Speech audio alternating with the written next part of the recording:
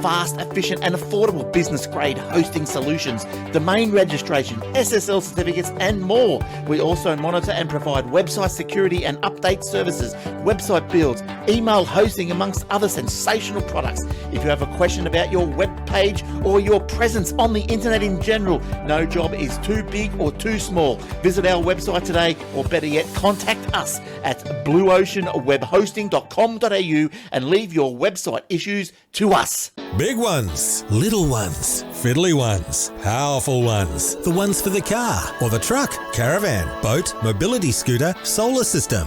In fact, for any kind of battery, go straight to Battery Central Ipswich. They'll even help you when you know what you need to power, but have no idea what'll do the job. Battery Central Ipswich, 280 Brisbane Street, West Ipswich, behind the Yellow Building. Expert advice, better batteries, best prices, every day. That's Battery Central Ipswich. Welcome to episode 737 of Aussie Tech Heads. I'm Jason Oakley and this is Will Tompkinson. Hey, Will. Hey, mate. How's stuff going up north? It is, sort of. It is. A bit. It's going, it just goes. She just goes. Not as good as a blink to a blind man. Wow. Not as good as a wink to a blind man. Don't try and do gags when you're half asleep and crook. We'll stop being half asleep and crook then. Yeah, Problem solved. Be fully crook and fully asleep. Yeah. I got tricked today with my I showed you my Game Boy Advance with the funky IPS screen. Well, I was using it today. My daughter borrowed it because she wanted to try it out while just hanging around. So she played a game. She's like, "There you go, I finished with it." So I turned it off, and at lunchtime I thought, "Oh, I'll have a go at Final Fantasy Tactics." 'Cause a lot of people have been saying that's a good game to play. So I turn it on and the screen has got a yellow tint. I'm like, oh, this can't be good. So I went into all settings and stuff and tried settings and switching on and off, and it was still yellow. And I'm like, oh crap, don't tell me there's something wrong with the IPS screen. Maybe one of the wires came loose or whatever, I don't know. So I posted on Twitter but didn't have any answers. So I went to eBay and emailed the guy using eBay saying, what's happened? Have I done something wrong? I don't know how to fix this. And he's like, oh yeah, dude, I should have told you. If you tap on the top of the case, it switches palettes. So you can have a yellow one, a green one, blue, and it just puts a tinge. I don't know why you want a purple tinge on all of your games, or a yellow tinge or a blue tinge or whatever. But you see, if you just keep tapping it, eventually you'll come back to just all white again. Wow. I was like, oh, that's good. And apparently he says if you tap on the bottom of it, it's supposed to change the brightness. I couldn't get that to work, but it's got a clear, see-through, transparent case. So if you turn it, look at the top, you can see this little sensor just under the top of the shell. So when you tap on it, it detects the vibration and uses that as a button. So you didn't have to add any extra buttons to the shell, but it gives you this functionality that you can tint the screen for some. I said, that's bizarre and strange, but it's cool, but it's kind of weird. I mean, probably something I don't want. I mean, I get it. I suppose if you're playing like an old original Game Boy style game, you want that sort of grey, washed out. You know, that's how they looked. But I don't want a yellow tinge on any of the games. Yeah. The IPS is to make it look better, not worse. But wasn't that the whole point of the Pokemon when they come out? The yellow and the blue and the red, weren't they different tinted games? I don't know. Because I haven't played any of them. They're on the Game Boy Color, but I have vague recollections of them being actually different coloured games. Well, that's something I wanted to know. I have to look into. I haven't played any of the Pokemon stuff. My daughter was into all the Pokemon stuff for years, and I watched some episodes and watched Detective Pikachu a few times, which is pretty cool. I like that movie. But they say if you want, you get like Pokemon Green, but you also have to get the Pokemon Blue, but so you get more characters or something. So I don't know if they've got cross-mogenation in their save states somehow, that you can add more characters to each one by buying the other cartridge or something like this. I know you could link play. I didn't really do it much, but a lot of my mates used to link play. Yeah, and yeah. if you linked them, you'd get different. You can do that, yeah. But I'm guessing that somehow if you put in the blue cartridge, you play for a while, take it out, buy the red cartridge, and put that in. Then suddenly your blue cartridge game has got some extra new characters or something. Because a lot of them were like, you have to get both carts that came out. Like there's a silver and a gold that came out together or something. Like you have to get the silver and the gold. You have to get Hang the on, platinum and the crystal. Did they You have to get the stack? blue and the yellow. I vaguely remember. I know it may not be Pokemon, but I vaguely have recollections of two cartridges stacking into the back of each other. Oh, okay. You had a like a feeder cartridge you put in, and then you had two cartridges you dropped in. And I don't even remember if it's for Game Boy, but I vaguely remember seeing it on something I used to play. That's a long time ago, but yeah, it may have been that. It might have had a divider cartridge and then two cartridges went in. Yeah, that'd be interesting. I have to look that kind of thing up because, I mean, I've got the EverDrive, so I don't have any original cartridge games, and then I don't care about that as long as I'm running on the original hardware. It's like with my Commodore 64 and VZ and the Amiga, I want the original hardware to play it. Yeah. But the way that the game gets in there, I want it to be the easiest way. So SD cards and stuff for all of those things is great. Not loading off a tape drive for 4 hours. Yeah, but getting something like a Mega 65 or something that's got extra colors and capabilities and more sprites and stuff, I don't have the nostalgia for that. Yeah. The old Commodore 64 stuff was cool because it was limited to 16 colors, and if you could turn the borders off this way or that way or do some funky trick that should not be possible, then it was cool. But that's because you're supposed to be limited by the hardware, but you've done this magic thing that's not supposed to happen. But if you've got a Mega 65 or something like that, and you can do all of the things in the code because it's supposed to, and that's how the hardware works, it's like, why is that cool? Yeah. So like, I see all the demos on the Amiga, and I'm like, this is cool where you've got like color bars, but it's not the same as like the Commodore 64 where you have splitting screens and raster bars and the right timings and stuff to get these bars. It's just an Amiga can display 4,096 colors at once, and you can do a bar that moves up and down, but it's not really tricky. I mean, there's some copper tricks and stuff. It was impressive for entirely different reasons. Yeah. It could do realistic sounds and realistic graphics and stuff like that. Yeah. But it's not because you're able to do some tricky, amazing programming. It's just that it's like with the PCs, you can play. It's fun to play these 3D rendered games. Like I got into Final Fantasy 15 online or 14 online and started playing that, which is cool. And you go around and do all the stuff. There's nothing amazing that's about it in the way that the designers are doing something tricky on the platform. That's right. But I mean, it's a better game than WoW and things like this, and you get a free game up to level 60. So I thought, I'll give it a go. Final Fantasy is supposed to be cool, so I started playing Final Fantasy 1 on the Game Boy Color, and Final Fantasy Tactics, which is a completely different isometric type game on the Game Boy Advance. I mean, it's like Crash Bandicoot. Yeah. They had to hack the crap out of the PlayStation to make Crash Bandicoot work. Yeah. There's an amazing story that you showed me on YouTube. Yeah, it's, you wouldn't think it's something even by the time it got that advanced, but man, they had to completely destroy that. They basically had to tear the entire coding apart and recode the system when the disc booted. They basically rewrote the firmware from the ground up to allow it to do all this stuff that it wasn't supposed to be able to do. And they had to do it without telling Sony that they'd done it because it was in breach of their contract that they touch any part of that part of the hardware, but they had to do it because otherwise the game wasn't going to run. That's it. Yeah. I have to try. I think there's a couple of Crash Bandicoot games on my Game Boy Advance as well. That'd be fun to play on the little screen. I don't know. I wouldn't mind, and it's got Spyro and stuff too.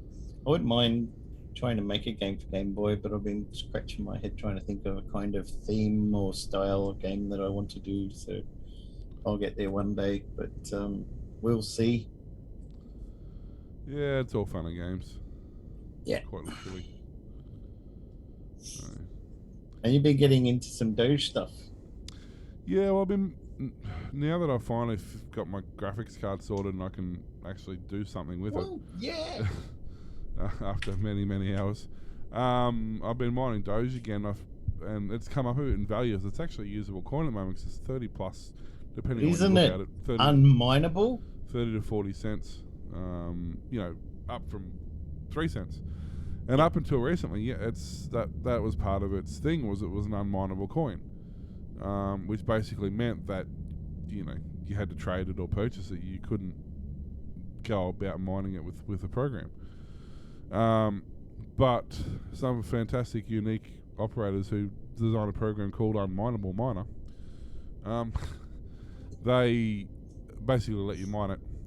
You know more than I do about how that actually works, but effectively you're mining, from the way I understand it, you're mining a mineable coin such as Bitcoin, for example, but you're trading that off against somebody who they want to exchange Bitcoin for Dogecoin. So basically, as you're mining in real time, it's doing a conversion, and you're mining Bitcoin, but you're getting Dogecoin. Yeah, it's the same as the nice hash that I do. I'm not even mining, but I'm loaning out the hashing power of my graphics card for somebody else to mine Ethereum. Yeah. But I get paid in Bitcoin. Yeah. It's the same principle with this. I get paid in Doge. I did a 24 hours doing same as you are, but doing I think I've tried Bitcoin and Engine Coin, and then I've done Doge, and out of the three of them, I get a better return on investment on the Dogecoin.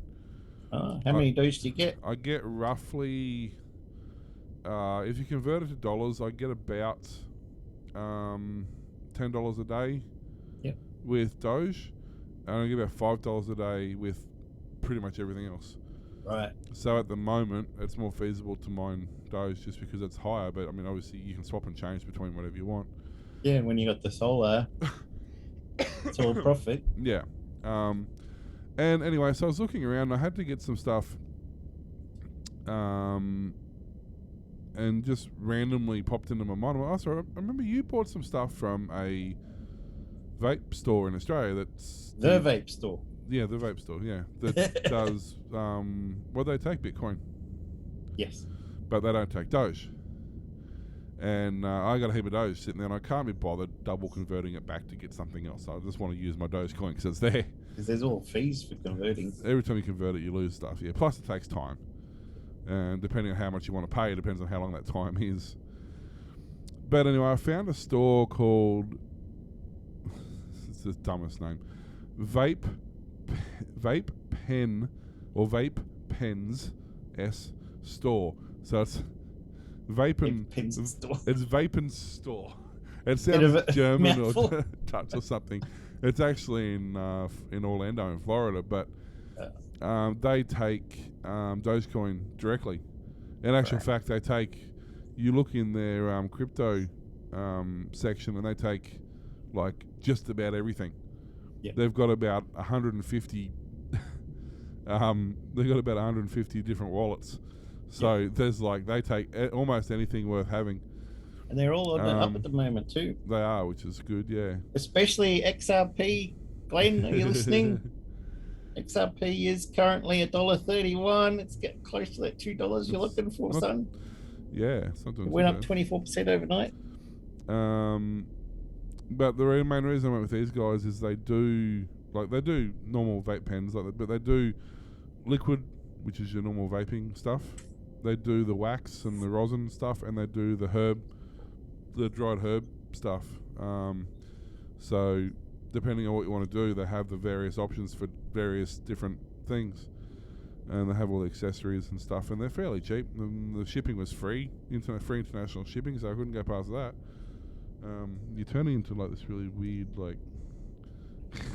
I'm a magician. Gandalf. In a puffer suit. It was Gandalf. So I thought that was pretty cool. So I bought one of the things with that, and that was a couple of $100 Doge. I went, sweet. And I went and had a look. I went, oh, I got more Doge than I thought I did. And I'm like, out of curiosity, is there anything else that takes Doge? And it's really hard to find. You type in stores that take crypto or stores that accept Dogecoin, and they're all the ones that want to sell them to you.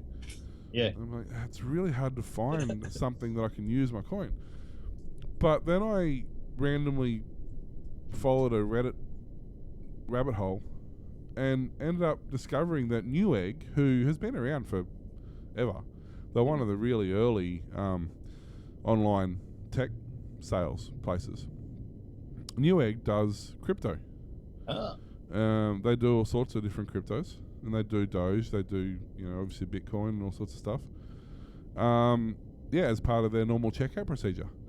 So, and recently, I'm not sure exactly when, I haven't used their site for a long time, I have to admit, but they also have an actual Australian warehouse for a lot of their stuff now. So some stuff actually comes locally from Australia. Oh, sweet. Obviously, some stuff comes from China and America and whatever, but they do have direct access to some stuff as well. So, and they accept crypto straight up. So yeah, and they're gone not just computers stuff anymore. They do obviously computers and printers and 3D printers and scanners and chairs and tables and. Is it Kogan? It almost is. They do mobile phones. They do projectors. They do digital cameras. They do headphones. They do Now appliances. there's somebody who should do crypto, right? Yeah. Russ should be on top of this stuff. Vacuum cleaners and tablets and TVs and theaters and PS4s and Xboxes and networking stuff and CCTV stuff and office supplies and stationery and tools and marine stuff and LED stuff and lighting and solar. And they do so much stuff now. It's brilliant. So if you've got some crypto floating around that you want to actually real world use, you can either spend it at Battery Central. You can give me a call and I can help you spend it at my place. Yeah. Because we take crypto. Or you can go to Newegg and buy something there as well. We should tell that Blue Hosting guy that he should take crypto. But yeah, I know. If only we knew the guy who ran that place. Man, I wonder who it is. I know. You should look into that and see if they'll take. Well, how about you just actually, just if you want hosting, go to Blue Hosting, sign up for your package, and then when it gets to the part we got to pay him, just send him an email and go, "Hey, I've got the equivalent in Litecoin here," and he'll go, "Yeah, no worries." And then he'll call us and he'll go, "Somebody wants to offer me Litecoin." And how do I do it? We'll lend him our wallet out of the kindness of our heart so that you can put the money into my wallet and give him cash. I'll give him the cash. Tell him to pop into the shop next time he's out your way. Yeah, that's it. So, but yeah, no, it's I'm kind of happy, kind of glad now. No, actually, if you want a video card, they've actually got some video cards in stock. What? Be prepared to have a heart attack for even the most basic of cards. It'll be a lot cheaper than what I paid. To give you an idea, a GeForce 1650 4 gig card, which is a 5-year-old card, 6-year-old card, it's still like $430, but at least you can get one. How much is my NVIDIA 3090? 3090. Probably got none. Let's have a look. 3090.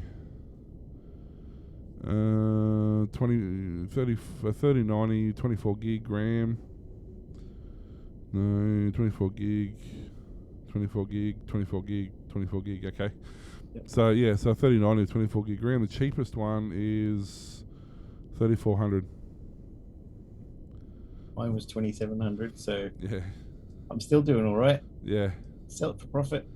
So, but they've got some there that are upwards of 5,000. Like there's a, well there you go, 3090. The 24 gig 3090 RTX Asus TUF 5,240. Oh. So. Mine's a gigabyte. Yeah. So it was a gigabyte Aorus RTX 3090. 5,339. Whoa.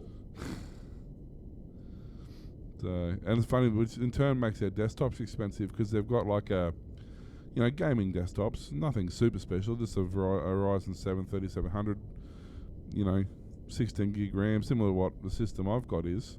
Yep. When I bought mine, it was 3.5, and I thought that's a lot, but the equivalent system now is 6.5.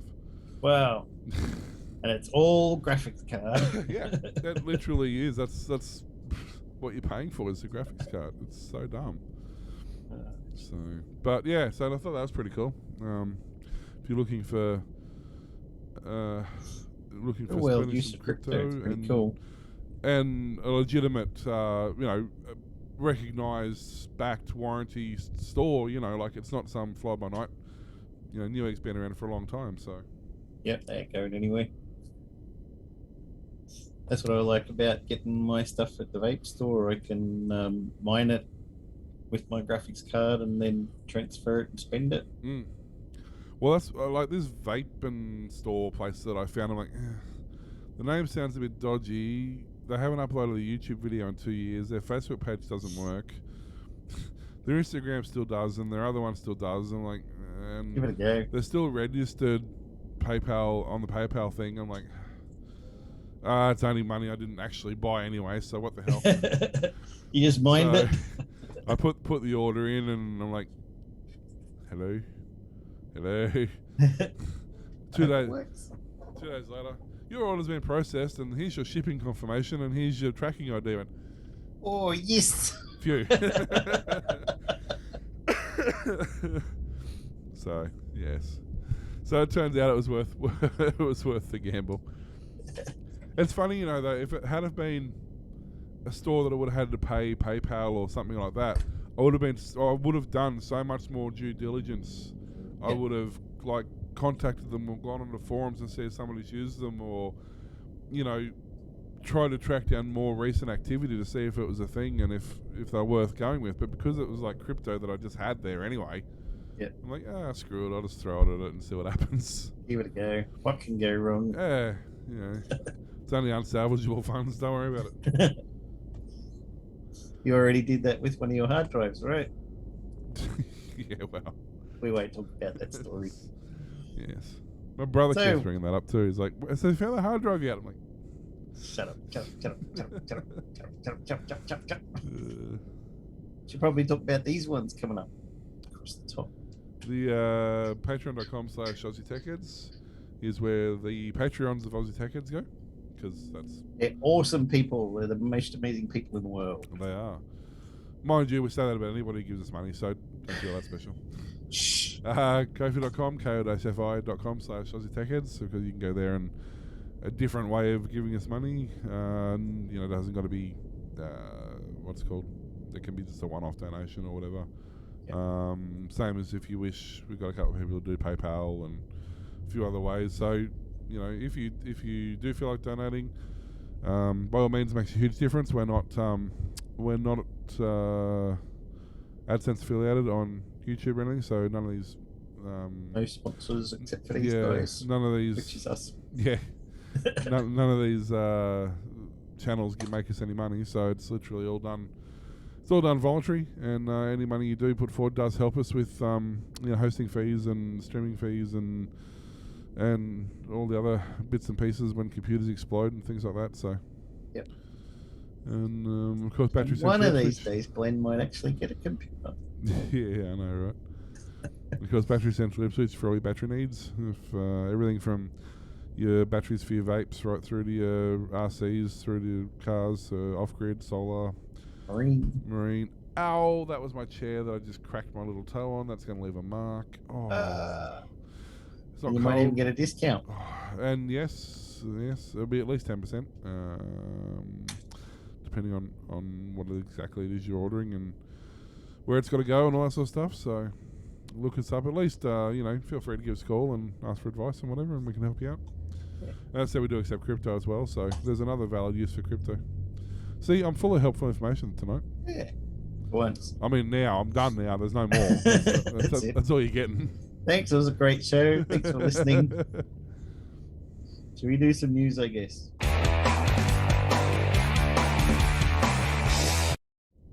A bipartisan trio of US senators introduced a bill that would rein in app stores of companies they said exert too much market control, including Apple and Google.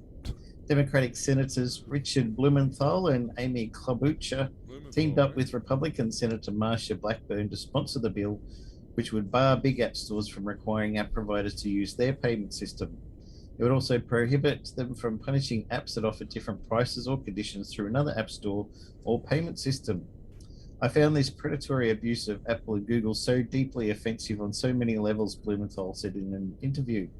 Their powers reached a point where they are impacting the whole economy and stifling and strangling innovation. Blumenthal said he expected companion legislation in the US House of Representatives very soon. The stakes are high for Apple, whose App Store anchors its $53.8 billion services business as the smartphone market has matured. Apple said its App Store was an unprecedented engine of economic growth and innovation, one that now supports more than 2.1 million jobs across all 50 states. Google declined to comment, but a spokeswoman cited previous company statements that Android devices often come preloaded with 2 or more app stores and that app resellers can allow downloads without using Google's Play Store. The bill won praise from Spotify, Epic, and Tile. Tile, which makes tags to find lost objects, complained earlier this year about Apple launching a rival product.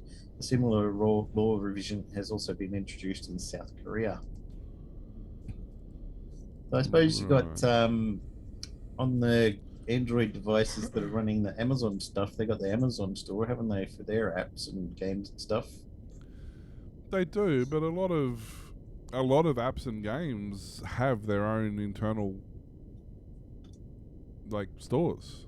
Like the Kogan app, and you got the Kogan app, you got the eBay app, you've got your, so you're not just. And Apple doesn't like you using anything except for them to pay for stuff. But I mean, what are they talking? Like, if you're developing a game for a platform to go through the Apple Store, then you're expecting the Apple Store to take the payments. Yeah, but if you have something like Netflix or Amazon Kindle, you can't buy Amazon Kindle books or Netflix accounts via their app, because Apple says if you buy a book from them, then we get 30% of the price of that book. That's what I was going to say. If you're developing something specifically for Apple through the store, then that's fine. But if you're using an eBay or a Kogan app or a Kindle app or a whatever, then no, you can't expect,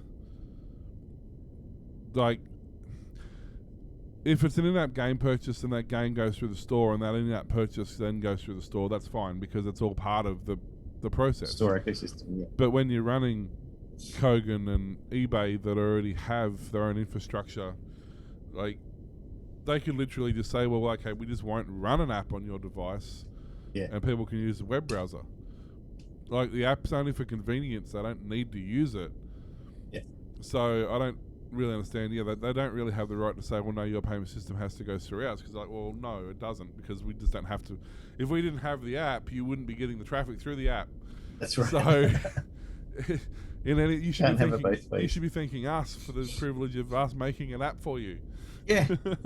And making your product popular. I mean, if those things, Amazon and Netflix and what have you, weren't on the iPhone, then there'd be less people buying iPhones. Well, that's it. I mean, they're not required apps. People want them especially on tablets, more so than phones, on tablets especially. Yeah, but that's the thing. If they go, well, no, you need to use our payment system, then they go, well, no, we don't. We just won't use you. Let's just build for Android. Yeah. And suddenly every major thing you can think of, whether it's the online banking apps, whether it's Coles and ordering online, whether it's Kogan, whether it's eBay, suddenly they'll go, well, no, we're just only going to work on Android now. Yeah. No one's going to own an iPhone because you literally can't do anything with it. That's it, yeah. And Apple can't go, oh, it's for the security. Yeah. It's not for the security of the phone. I get the original app to go through the App Store. Yes, fine, I understand that because that is for the security, especially something that's giving out information to a third-party vendor. I understand that. Yeah. But once it's vetted and gone through the Play Store or through the Apple Store, that's the end of their jurisdiction. Yeah. Shouldn't be able to control how much you buy of what via the app. No. I mean, it's not like they don't get ad revenue. Yeah. From them, because all the ads that pop up, Apple's getting the ad revenue from the ads. Yeah. Shouldn't that be enough for them, especially on an app that's? I bet you they don't complain that Facebook. If you're a Facebook user and you go to place an ad from a business point of view, you go to place an ad on Facebook and you do it through the Facebook app. I bet you they don't want 30% of their Facebook traffic ads. You wouldn't think so. Like, can you imagine Facebook doing that? When you got all these big companies fighting each other. So there's something. But once again, the only people that are going to lose out are going to be the small people again. You know, the mum and dads who use the phone for work and business, and they rely on it, and they're the ones who are going to lose out on this whole deal. So I don't know. It's kind of all just everybody's blaming everybody else for everything that's happening instead of just looking at what's around them and going, hey, let's just make what we've got work. Yeah. Instead of trying to sue everybody out of existence. Yeah. Which actually would lead into a story you've got. But Aussie Broadband cuts fresh fibre capacity deal with Telstra. Woo! So Aussie Broadband just the best everything, aren't they? They are. Can't fault. Well, I can. I've been having a bit of trouble with work lately, but that's not technically Aussie Broadband's fault because we were with they're now Aussie Broadband, but they weren't. It was the business division that was actually a different company. Oh, okay. But they've been amalgamated into Aussie Broadband. Yep. Aussie Broadband has cut a new 5-year deal with Telstra Wholesale for access to high-capacity intercapital and NBN interconnected fibre links. Says it will help compete with new business for its larger rivals. Managing Director Philip Britt told iTunes... I think that's supposed to be IT News, not iTunes, that the company had brought forward expiry of existing long-term wholesale arrangements with Telstra. The COVID backhaul links to all 121 NBN points of interconnect. So basically what that means is that they got like all the feeds that feed into the backbone, all these come, so it's going to be at the highest possible speeds and lowest pings basically. Sweet. The existing deal is due to expire mid to late next year. However, with Aussie Broadband in the process of running its own fibre, it made sense to bring the deal to an early close and renegotiate terms. Long-term deal with Telstra originally. Sometimes when you do long-term deals, things change. We've been building our own fibre network for some time and continue to do that. They're using all the dead fibre. A lot of the new estates and areas that went in that never got activated. They bought a lot of that, and they've been activating a lot of the fibre in Sydney, Melbourne predominantly, but a few other places as well. We've been building our fibre network for some time and continue to do that, and we're coming to the end of our existing arrangements with Telstra that we use for backhaul. So we've got recut new deal that focuses on the poles that we're not building to. The sheer amount of capacity it brings, we're moving from 10G links on some cases, and in some cases multiple 10G links at a site, to 100G links at every site. That's fully protected and fully redundant. That gives the network capacity that's well and truly up with the big boys, and actually is more redundant than most of them. It gives us a great deal of capacity to grow. Aussie Broadband is expecting to make considerable push to the business market, both on its own infrastructure as well as using NBN Co's enterprise Ethernet product and 284 business fibre zones spread across Australia. Our focus now is connecting more businesses and high capacity business services. So yeah, Supposed to be the ABB. they're not hanging around, that's for sure. The Stuck into it. new Telstra deal includes high capacity of intercapital links, so through major cities, capital cities. Basically, you think of effectively following the highways basically around Australia. With 400G fully protected links on major routes and multiple 100G paths to all remaining capital cities. So there's 400 gig bandwidths, trunk lines, and then 100 gig sub trunks that join all the other major areas. Right. So if the main network goes down at 400 on the 400 gig link, they're still going to have multiple 100 gig paths to take. So theoretically, if anything, the redundancy, the backup pathing for a link failure is actually faster than the original link. Can't complain about that. So, by rights, they should never have links down or nodes down, and when they do, they should never. You shouldn't notice the difference.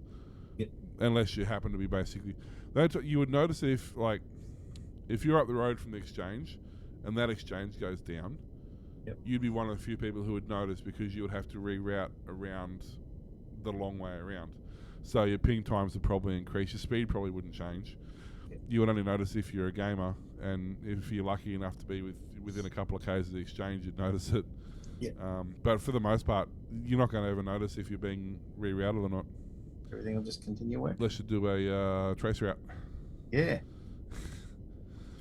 Which sometimes actually it's interesting to do a trace route and go, why is my internet slow today? Trace route to, Telstra.com or something, 437 bounces. Like, okay. that's why it's slow today. I don't think it's that many hops. What do you mean I'm going to iiNet and then through to AAPT and then to Optus and then to Vodafone? How many times is this thing going up to the satellite and back? Yeah. So, yes. I did that once. Somebody, a few years ago, I remember when they were putting up the new, well, it's not new now, it was new at the time. What was it called? I can't think what the new satellite was they put up for the Australian internet. Skymesh. When they first put that up, they got the routing procedures wrong. Yep. And they basically created a loop where it would basically send a signal up to Skymesh, and then bounce it back down to you as a confirmation, then bounce it back up to Skymesh, and bounce it back. Get going round and round. This signal's basically doing a loop between your satellite dish and the satellite, and you're like, that's not right. No. The internet seems very slow today. No kidding. Two household names in the security industry, Norton LifeLock and Avast, have agreed to merge in a deal valued between $8.1 to $8.6 billion US. Norton LifeLock offered Avast shareholders a combined cash and shares consideration. The transaction will create a new entity with over 500 million users. The chief executive of Norton Life, Vincent Pilette, will continue in the same role after the two companies have merged, while Avast CEO Andrei Vicek will become the president of the new entity, which has not yet been named. Avast is headquartered in the Czechian capital of Prague, and its offices there will be retained, along with Norton LifeLock's offices in Tempe, Arizona, in the United States. The deal is the second in 5 years for Avast, which in 2016 bought competing antivirus vendor AVG for $1.3 billion. You would have heard us talk about those two quite a bit on this show. Yeah, they tend to get their more than fair share of mentions. Yeah. Norton LifeLock was Semantic Internet Security, but it got bought by this other group, just called it Norton LifeLock now. So it's not actually Norton Securities or whatever it is. Norton It's Industries. not Semantic anymore. Yeah. Well, Norton's not Semantic, or Semantic's not Semantic? Oh, that particular business security suite had been purchased and renamed Norton LifeLock. Okay. Because back when it was Norton, no, they're the only ones who did it. They the joke was that Norton was the virus. Yeah. And if every other if Norton had ever been on a computer, you could tell, because you put another virus scanner on and it'd spend the next 3 hours flagging every single file on the computer as being infected. Yeah. Because Norton used to have this nasty habit of tailing off every file. It'd rewrite every file and put its own identifier in it. And so if any other virus scanner went to find it, it would literally find every file on the computer's infected. Oh, it was a horrible bit of software. You can't un-Norton yourself. One of my favourites actually was, back in the day, was VET. Mm. But it sort of just got up and left. I used to like that. Wasn't that Australian one? Yeah, it was. Yeah. I used to like VET. And then it sort of stopped, and then used AVG for many years because it was free. Yeah. And then Avast. Yeah. So it's sort of now a trade-off between AVG and Avast. I've gone with Panda now. I use Panda mostly for most of my stuff. Oh, and I put one of them on my phone now as well, which is really good because it can protect you from spam text messages and even spam phone calls. It can connect to a network of computers and. Yeah, you were saying that last week, wasn't it? That. Were you saying it was Norton or something? I think so. Yeah. Yeah. So the Xiaomi comes with that by default, so I don't need to worry about it. But Yep. I know there are a few of them. There's Kaspersky. Kaspersky. That's right. I know that there's AVG for your mobile as well. Yeah. It's not going. No, but yeah, there's Kaspersky. There's AVG. There's a couple of them. But I use Panda for most of my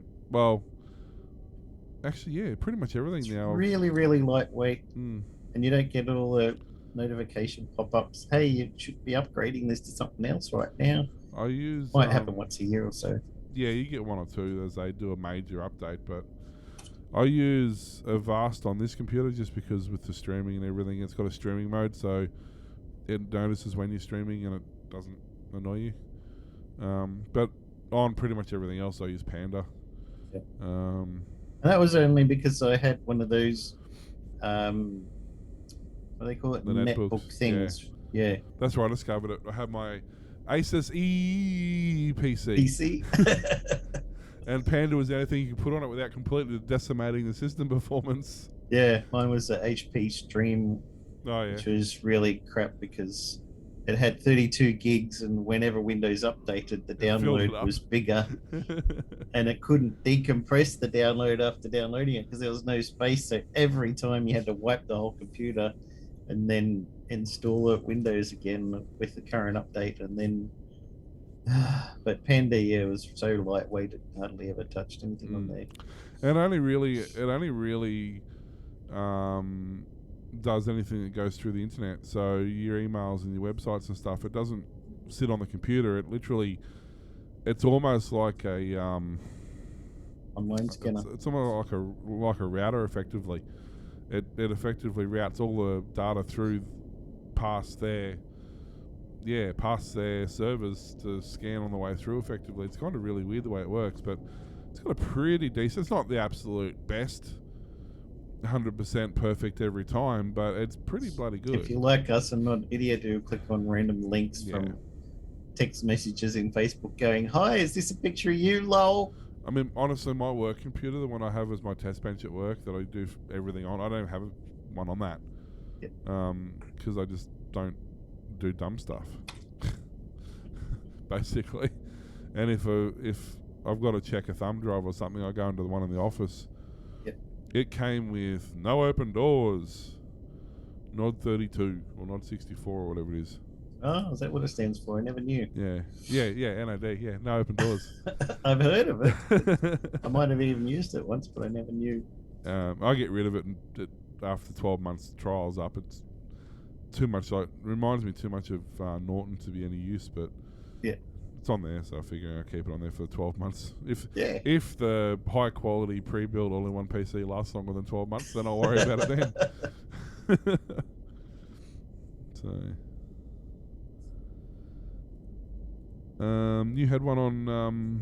Speaking of people being grumpy on the internet. Me? Yeah. I'm always grumpy. Talking about. No, you had a story about people being grumpy on the internet, specifically providers. Oh, no, I didn't do that story. I was leaving that for you. Well, there's this story that's on the internet that you guys can go and find because apparently neither of us did. Do you remember where it was? But basically, it was all the retailers. So, WBT and Telstra and Optus and Aussie Broadband, basically all of them. They're taking a class action up against NBN Co. They're basically sick and tired of them getting in trouble every time the NBN does something. Don't worry about that. That's happens when you forget to top and tail your videos before you put them up on there. But so they basically come out and said, no, we're not copping this anymore. We're not gonna take it. You guys, because they were doing the CVC pricing was CVC pricing, ripping them off, while causing them to have to pass on big costs to us for no reason. Yeah, and it wasn't there was no rhyme or reason as to when it would be expensive or when it would be cheap, and there was no fixed price to what it would go to or what it would come from. Like, it's literally there was a fixed price that can randomly go up if they feel like it, which really If you think about it, it's not that fixed, is it? It's not that fixed, and probably less random than they would like you to think too. Yeah. I was on 19 News. I found that one. You've got it. No, but I was just letting you know in case you wanted to look it up. That's where I am, and I can't find it. Oh, you have to do load more at least once, and I think it's down there. Okay. But yeah, so and they're basically like, okay, well, here's the thing: you want us to give out X amount of like you want us to have X amount of bandwidth. Yeah. At certain periods of time, you want us to use different amounts of bandwidth at different times. Well, you need to tell us how much it's going to be, how much we can use, and when you want us to use it. Not just go, well, we'll give you some random incoherent number that you can use at some particular point in time that we're not going to tell you about. And charge whatever you want. And charge whatever you want for it, because they're like, well, hang on, you're making an absolute killing on this, and it's literally costing us money to do your dirty work. Yeah, and all the customers getting upset because they'll say, I want to sign up, I've just moved to this area, I want to sign up with whichever provider, and they'll say, oh, you should be able to get up to 100 megabits. They get them signed up on the accounts, connected up, and then they get like 40 or something, and they're like, well, where's the 100? You guys suck. And it's like, no, it's not us. NBN Co have to, they can't, they can tell us what speed you're most likely to get, but they won't. So we have to say you could get up to 100, but once you sign up, you might find out NBN Co can't give you that, or don't give you that for whatever reason, because the technology is not there.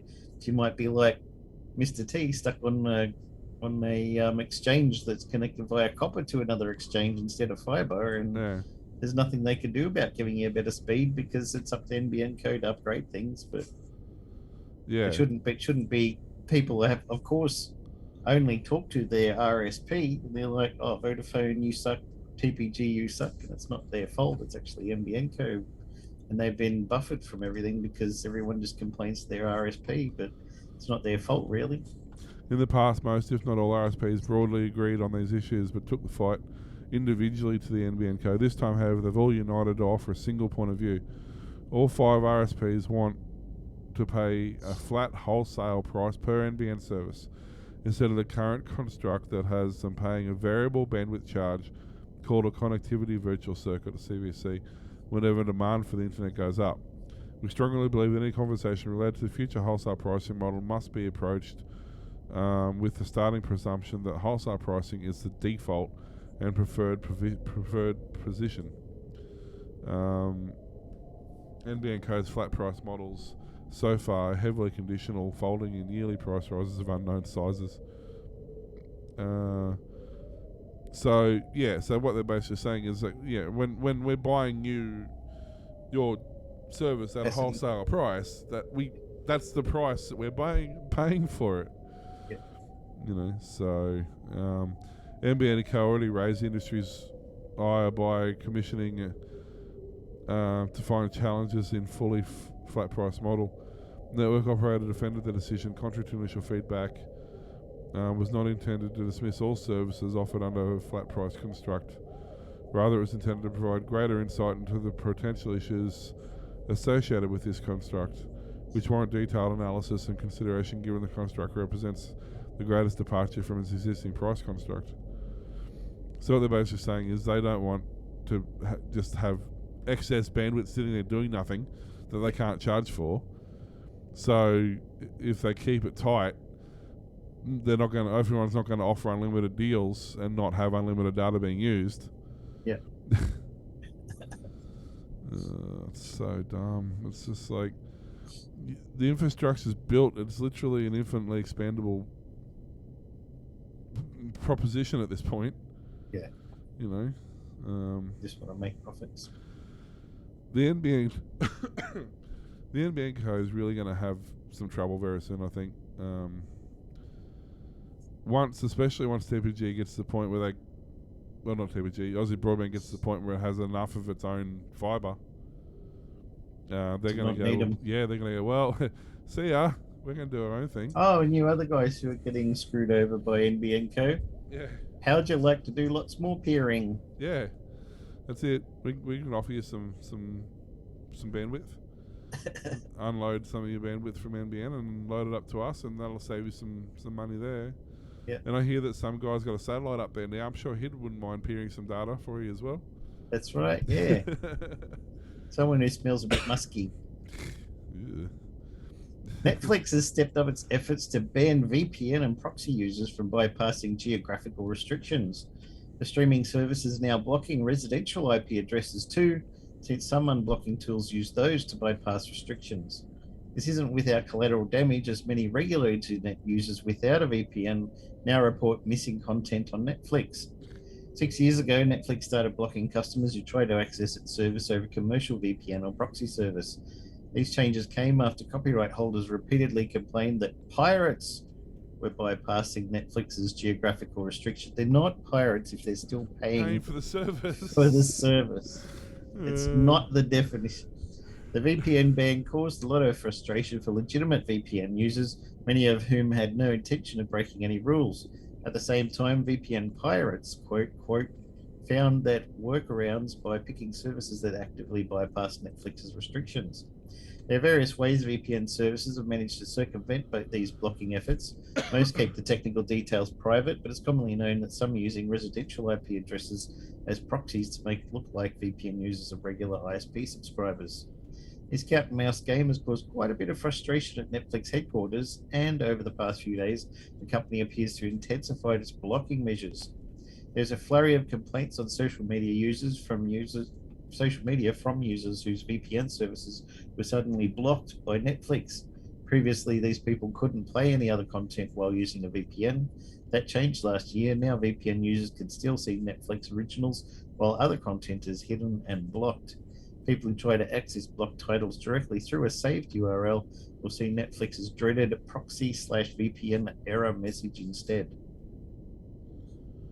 That's why I had to whitelist Netflix and other stuff in my VPN that I use on my browser. I have Nord, and you go to Netflix, I'm using Australian IP. It's not like I'm trying to get on US Netflix or British Netflix to get shows that I'm not supposed to. I just use an Australian VPN so that my IP is not shared out everywhere over the internet. And everything took so long. You would go to Netflix, it would take like 5 minutes just to render the images with those thumbnails of movies and stuff on there. As soon as I hit bypass, it went straight and everything popped up in a second. So they're obviously restricting a lot of VPN stuff, but I'm like, I'm in Australia and I'm using Australian servers to connect to the VPN, so it's not like I'm trying to watch some movie show that you want to release slowly over 6 weeks through different countries around the world. I just want to still use my VPN. And while you've been messing around with that, I just go to movies.do and watch it from there. Yeah. So, you see that meme that I put on Facebook where it's got the guy who's with his girlfriend and he sees the other girl, and it started out with the other girl was Pirate Bay and the guy's looking at Netflix going, why do I need these torrenting services? I've got Netflix, it'll be pretty cool. And now it's like you got Netflix, you got Disney Plus, you got BBC Player, you've got Paramount Plus, you've got Stan, you've got all of this. Oh, look, that Pirate Bay is looking pretty good right now. And that's exactly what the problem is. They've learnt nothing in the last 30 years of the internet. Everything got fixed from all these cable subscription and stuff, so you could watch stuff a la carte, whatever you want to, what you want to watch. Fantastic on one service. Now everyone's like, well, we don't want to give a tiny bit of money to Netflix. We want to get all of the money for us. Yeah. They've learnt nothing. Like, apparently geolocking is still a thing. Like, the rest of the world doesn't exist outside of this, It's so frustrating. It's just so frustrating. Tiana wanted to watch my daughter wanted to watch the latest movie of an anime called Gintama, and it got released in Japan in January.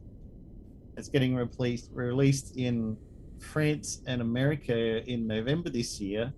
There's no date that it's going to get released in Australia, but it's all online through a subscription service that it's all getting released for everything. So why 12 10, 12 months between different countries.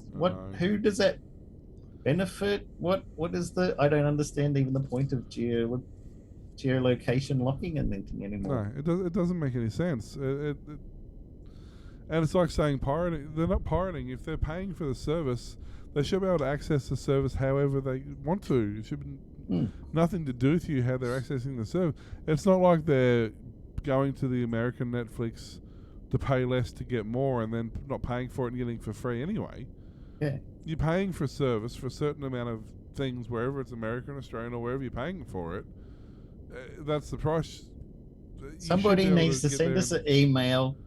We'll look or will at aussietechheads.com.au and explain in detail why it's good to release something in America and then wait 3 months and then the UK can have it, and then wait 3 months and Japan can have it, then wait 6 months in Australia can.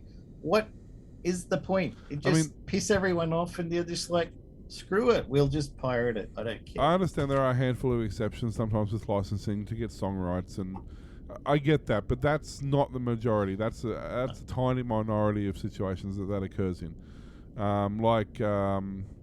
Married with Children, they never got the Love and Marriage song. They never got the rights for reruns. They only ever got it for first time round. So once they got the reruns, they had to change that music. So stuff like that happens. I understand that, but that's such a rare thing. That's not the bulk of the reason. And I don't really even get the releasing it even 2 or 3 weeks apart doesn't seem to make any sense to me. It's not like the same person who's watched it here is going to fly to America in 3 weeks' time to watch it there. Like, you're not double dipping your audience. Yeah. So it doesn't. And it's like the most people who would get pissed off is the people who like these, who sadly like these real time, what do they call them? The Master Chef and all of that kind of stuff, and Big Brother and all of that. You can watch it live in America as it gets released, and then Australia can get it 2 or 3 days later after everyone in America's already watched it and then gone onto Twitter and gone, holy cow, did you see what happened when that guy stuck his finger in the thing, it chopped his head, oh my God. And Australia's like, okay, well, I don't want to watch Twitter for the next 4 days because people are going to spoil it. Why can't I see it when America sees it? I mean, Game of Thrones, of which I've never watched an episode, but Game of Thrones figured it out by the final season. The first 3, 4, however many seasons there were, all they did was complain that people were pirating their show. Yeah. And they went, hang on a minute. If we release the show at the same time everywhere, then less people will pirate it. And guess what happened? Less people did. Less people pirate. Sadly, 8 seasons. But it was literally like the last season before they figured it out. So there's this new invention. I don't know if you heard of it. It's called the internet. It's global, worldwide, and everyone is connected to the same thing at the same time. It's not like you're packaging up your movie and sending it via airplane to Australia, and then they can watch it 6 months later because it took that long to go on a slow boat from China. Even if you can release it now everywhere. Even if you did have one copy of it that you had to fly around the world, I don't think it would take as long as it was sometimes. It's ridiculous. There's no rhyme or reason to it. They come up with these ideas. It's like, oh, it's better for audience statistics or some crap. I don't know what it's better for. Pirate Bay. That's the only one it's better for. That's right. I keep saying it. The harder you make it for somebody to access a show, the easier path they're going to take. If you make music it hard, industry figured it out. Music industry, well, they haven't, but mostly. That's the same thing. If you make it hard for somebody to find something, they're going to find it the easiest way. Yep. The easiest way is through usually either P2P or a site like movies.do, which is a paid site, and I do pay to use movies.do, so technically I'm subscribing, and technically I'm paying for the uses of the shows. You people with the content, take my money. Here's my money. But if you don't want my money, I'll go to someone who doesn't need my money. Yeah. And no, I'm not paying you $12 to go to the cinema to watch a movie, because I don't go to the cinemas to watch movies anyway. I bet I'll give you $3 to sit in the comfort of my own lounge room to watch a brand new release. Yeah. You know, or 20 cents if it's a TV show. You get all of that. You can have 250 million viewers at 20 cents a pop, or you can have 300 million viewers at nothing. It's your choice. Yeah. Just figure it out. We don't want 20 subscriptions to all these different streaming services. No, not at I didn't all. think we were going to do a rant this week. That was very good. I got you! Yeah, I said I wasn't going to do it. I was not feeling very well. I hate you now. What's new? You got anything else? Or? Yeah, got one to finish up. Google is cooking up the first major Wear OS release since 2018, and Samsung is abandoning Tizen for smartwatches and going all in on Wear OS with the Galaxy Watch 4. Last night, Samsung took the wraps off the main system on chip for the Galaxy Watch 4, and compared to what Wear OS usually gets, Samsung is shipping a beast of a SoC. The Samsung Exynos W920 will be a multi-generational leap in performance for Wear OS. Samsung says this is a 5nm chip with two ARM Cortex A55 cores and an ARM Mali G68 GPU. For the always-on display mode, there's also an additional Cortex M55 CPU, which can keep the watch face ticking along while using minimum power. And there's also an integrated LTE modem for on-the-go connectivity. Compared to Samsung's previous smartwatch chip, the Tizen-only Exynos 9110, which is a 10nm 2 Cortex A53, the company is promising around 20% better CPU performance and 10 times better graphics performance. Remember that the Exynos 9110 is from 2018, so those comparative numbers are inflated, but at 5nm is a much more modern chip than the Wear OS has ever seen. Wear OS has suffered for years at the hands of Qualcomm, which has been starving the ecosystem of quality SoCs for wearables. Most people's last experience with Wear OS is the Snapdragon Wear 2100 or 3100 SoCs, both of which were ancient Cortex A7 CPUs built on a 28nm process. Qualcomm introduced a slightly more modern chip, the Wear 4100 in 2020, a Cortex A53-based 12nm chip, but almost no manufacturers actually ship that chip a year later, and we're still getting Wear 3100 launches today. Qualcomm's answer to the Samsung chip will be the Wear 5100, which isn't due until 2022. I'm tempted to try, now that I'm not doing Fitbit apps and stuff anymore, tempted to try out the latest Samsung watch. One of my friends has got one, he loves it. They look alright. I got my Xiaomi one, I'm good. Yeah. It does all you need. It really does, and it's $45. Yeah. Can't complain about that. You know, like, I'm going to have a hard time buying or saying a $400 watch is going to realistically do anything different and better. Yeah. I mean, you know, whatever. Covers all you need. That's all you care about. That's it. Yeah. That's it for you? That's it from you. Yeah. All right. It's good night from me. It's good night from him. Thanks for listening to the Aussie Tech Head Show. We can be found at Facebook, Twitter, YouTube, Patreon, Coffee. We're everywhere. You can email us, wheelorwarlock at aussietechheads.com.au, and tell us why the movie industry sucks. And go to aussietechradio.com 24/7 back-to-back playback of tech-related shows. See you next time. Bye.